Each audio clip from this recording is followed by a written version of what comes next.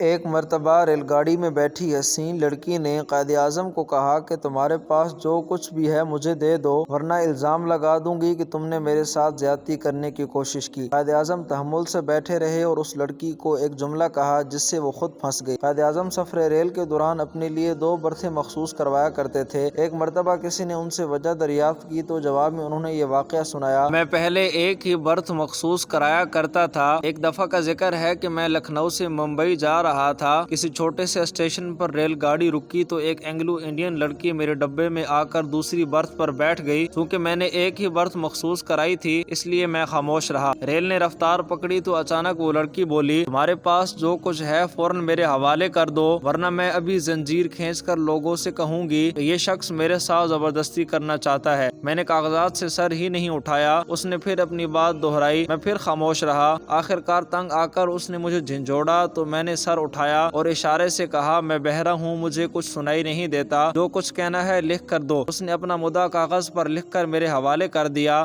میں نے فوراً زنجیر کھینچ دی اور اسے مع تحریر ریلوے حکام کے حوالے کر دیا۔ اس دن کے بعد سے ہمیشہ میں 2 برتھیں مخصوص کرواتا ہوں۔